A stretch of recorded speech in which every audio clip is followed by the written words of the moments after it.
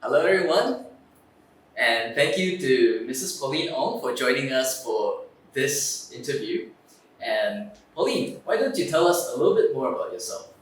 Gosh, at 80, or I might almost be 80, octogenarian, a little about myself. Which part? Well, born in China, born in Shanghai, but grew up in Singapore. So I was totally Singapore educated all the way, and this is my home. Uh, yeah, I've been living here all this while. Originally a pharmacist, however, I have gone into business management, worked in a bank, and spent the last 24 years with the museums. I have been a museum volunteer guide, so studied and shared what I know. And of course, I'm a Christian, and that has been my faith much stronger for the last maybe 28 years. Can you tell us a little bit more about how you came to Singapore when you were young? Because you said that you were born in China. Oh, okay. That time was at 1949, 1950, when my father and mother, or my father being an engineer, had an opportunity to leave Shanghai as an employee of the British. Yes, Shanghai had one settlement, an area ruled by the British. So, as an engineer, they took my father and his wife and three girls. We were able to leave properly on a train to Hong Kong, after 3 years to Singapore. See. And that's the best decision. Oh, we were so glad to be away from turmoil that was there. But of course now it's fantastic. I go back for holidays. It's just amazing. Singapore is my home. Thanks. And why don't you tell us a little bit more about your family? Do you have any grandchildren? Oh, I'm so blessed. Yes. But before grandchildren must have daughter, right? Yeah, sure. Okay. I'm a widow now. My late husband is a medical doctor, and we have one daughter and one son-in-law and one granddaughter. Oh, the sweetie, she's 17. Now, Pauline, something very interesting that I know about you, you're quite a passionate advocate about aging well, or active aging as some people might call it. Can you tell us more about what you do in this area and perhaps give us some tips about how we can focus on aging well?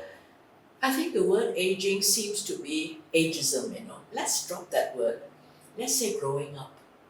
To me, the surest thing that you're born, there's an end point.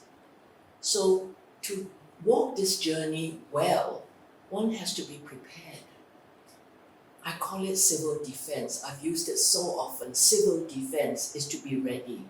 So whatever I'm saying is not meant for those at my age, 80. It's really maybe from 30, 40, 50. It's to prepare yourself and not get into a rut.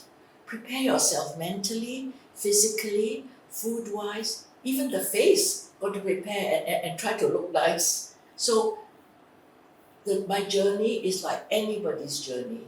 It has to come to pass. You have to walk that journey, and you have to be prepared way, way beforehand. By the time you think about it now, I tell you, too late already. So my advice to myself and to all my friends share that, is to have a strong faith, a faith that will guide us, the shining light, because for sure we're going to go to the end of the road. As the politicians will say, the runway is getting shorter, but we have to be prepared. Well, thank you So so I haven't much. said much, but the secret is to prepare for the time. And by the time you reach that age, 70, 80, you are well prepared. In physical fitness, I go to gym. Oh yeah, today's newspaper, Straits Times, there's a great article, and you can see me busy filming, all the ladies and men in their 60s to 90s coming out to dance and cheer for the World Aging Festival. Thank you so much about that. So tell me a little bit more about your granddaughter then. These are private. When you say a little bit more, I realize and understand from infancy, sometimes grandparents can feel they know a lot. We'll talk about grandchildren right now. So we as grandparents should not think that we know everything, even from looking after them from young to what they are now. Because the world changes, science changes, methodology changes. So our relationship with anybody, any children from young to teenage, must not be that grandma knows most. Grandma doesn't. Grandma must be there, ready to be consulted, ready to be loved. You love them, but nothing we can demand. We have to be there quietly, and the respect will come.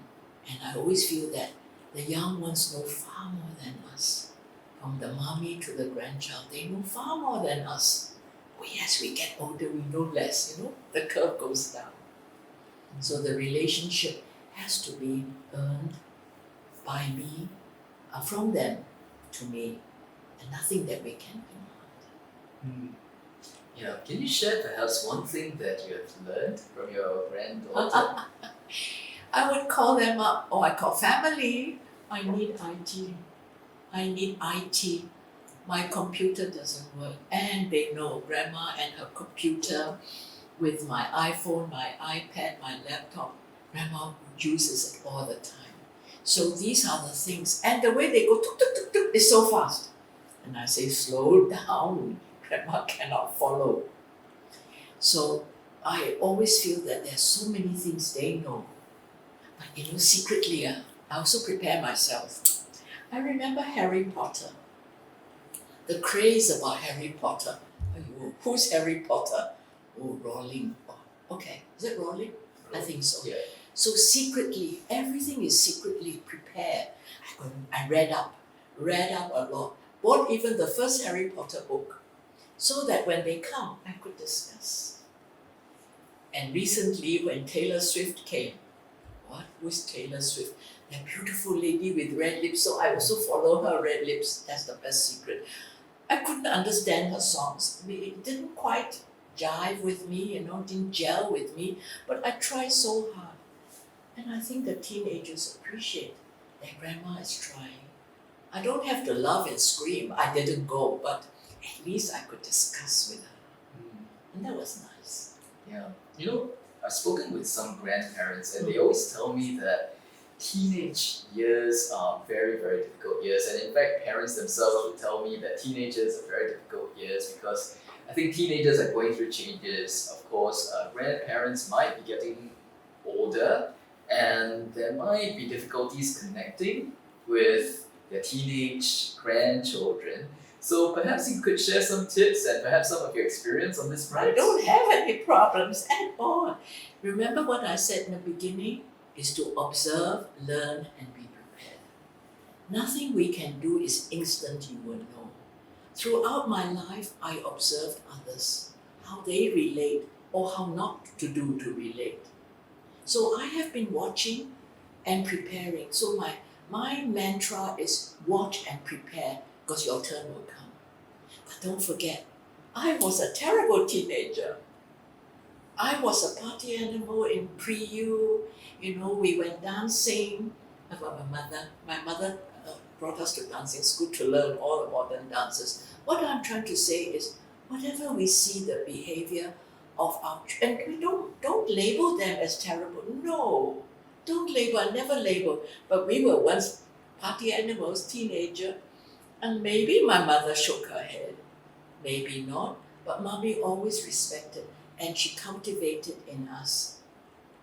Teenagers? So my mommy and I are not teenagers, but whatever, whatever we observe, we never label anybody. The minute we label teenagers, or we call them the naughty two. Remember the 2-year-old babies? Let's not focus on teenager. The 2-year-old babies, we call them the naughty two. Oh gosh, the minute you label, they become naughty. So we never label teenagers. They are growing up, they have their world. But we learn and prepare myself for knowing how to react and how to enjoy their life with them. But don't be a gatekeeper, don't be busybody. Maybe I could ask this question, which is that what are some values that you think you would like to transmit to the next generation? And they taught me such a lot. What values? Do you know the next generation have so much for them? They're in a world that has opened up education, so they have learned so much.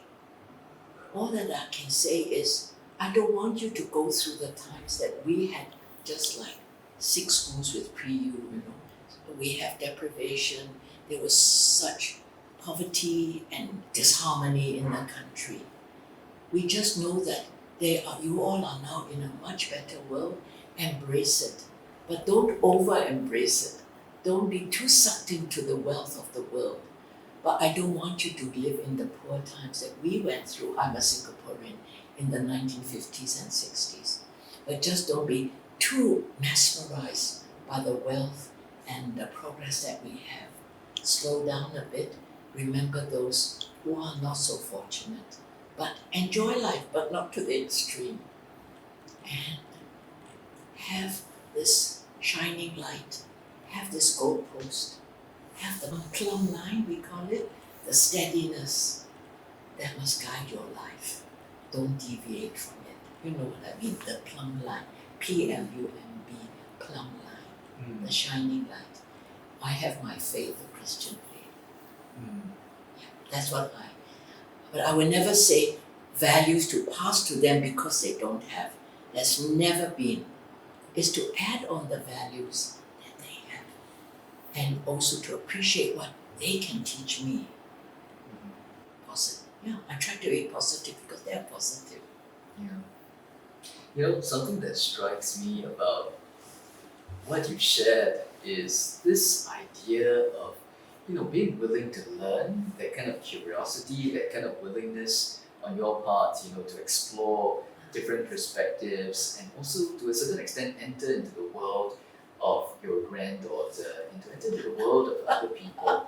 And I'm just wondering, do you think that is a value worth inculcating, in future generations to come, particularly in today's Singapore? You keep focusing on grandchildren.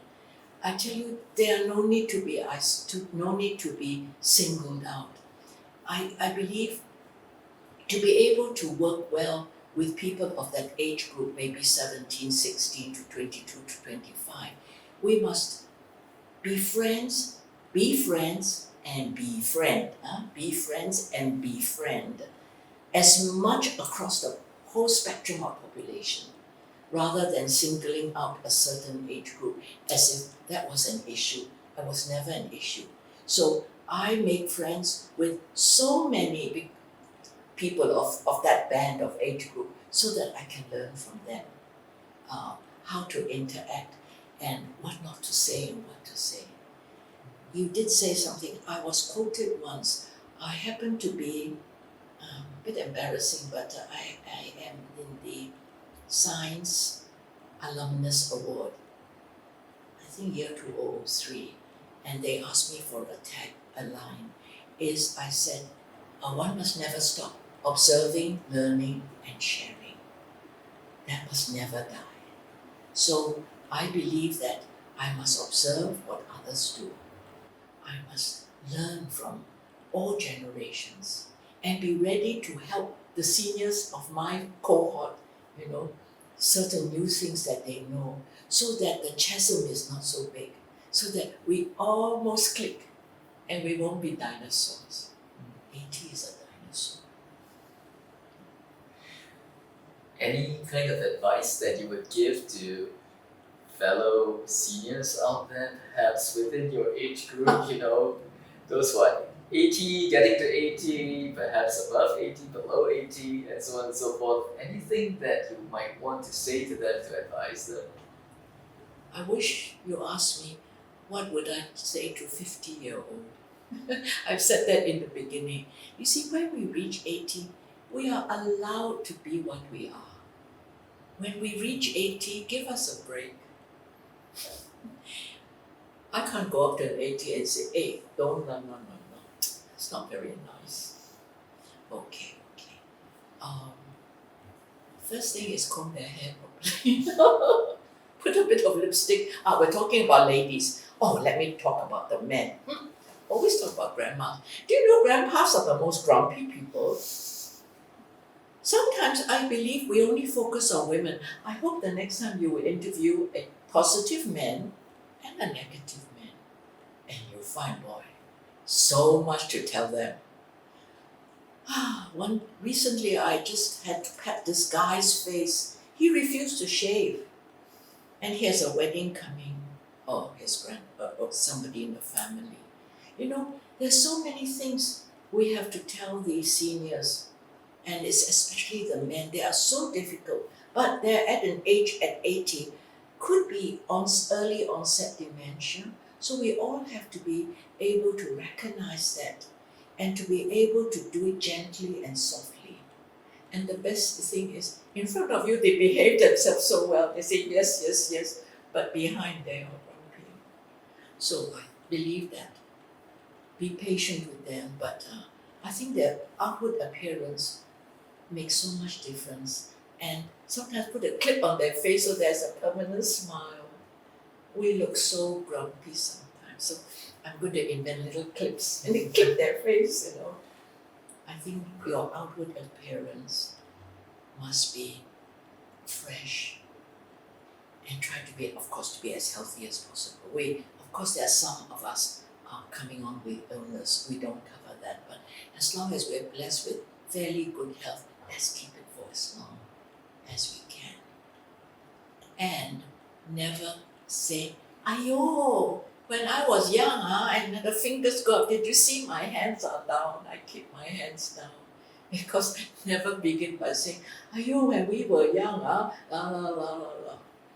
I think just smile and be nice, and you'll be so much desirable by the younger generation. That makes sense? I think so. I think it makes sense. Clip, you can invent a clip. So what would you say to the grandmothers then? Yeah. Also grandmothers also, yeah, all of us. The knowledge that we have should not be forefront. The knowledge that we have inside, keep it there.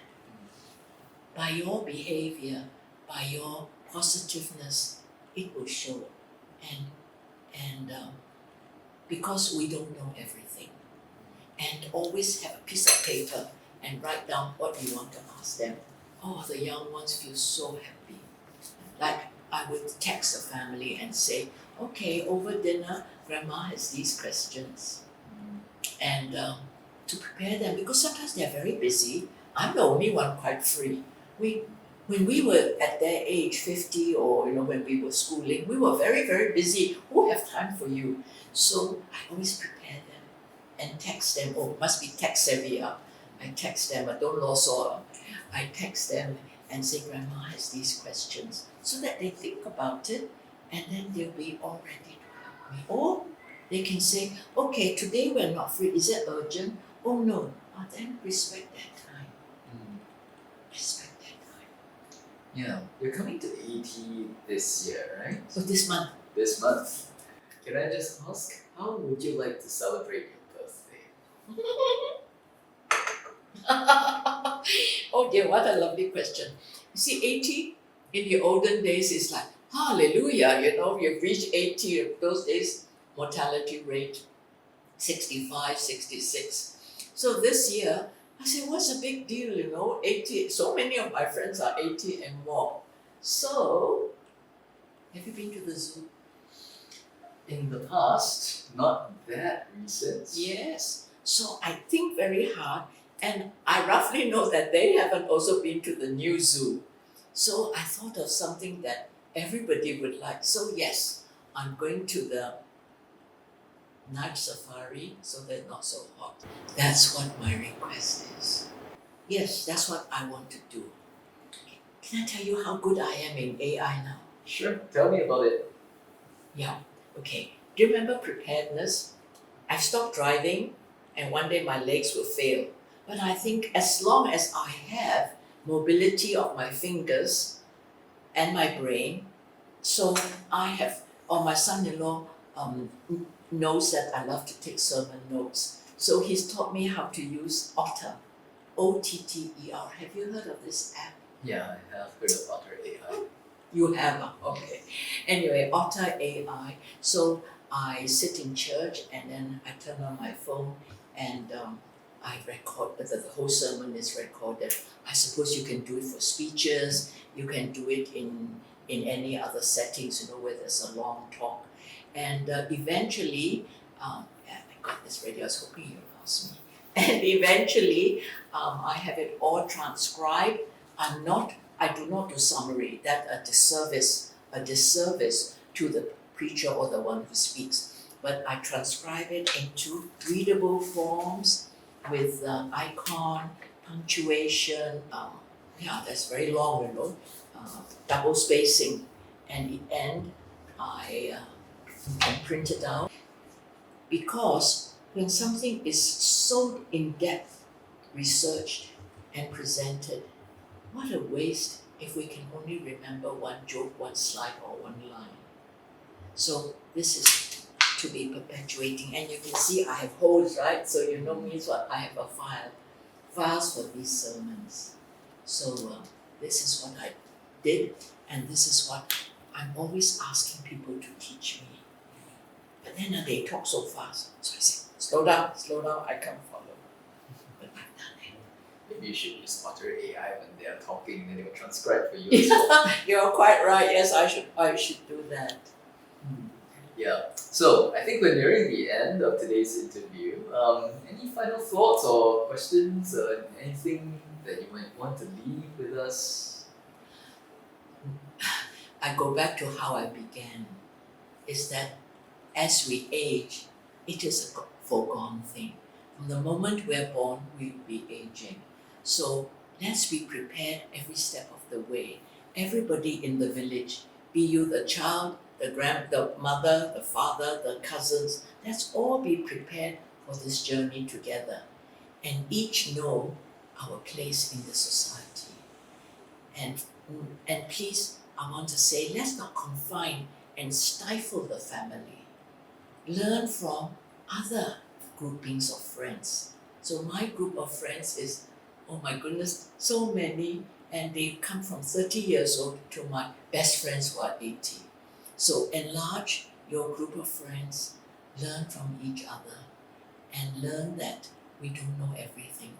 We know so little, and we can learn from everybody what to do and what not to do. So with that, thank you very much, Pauline, for your thoughts and insights. And we've come to a close of today. Such a privilege. Thank you. Thank you.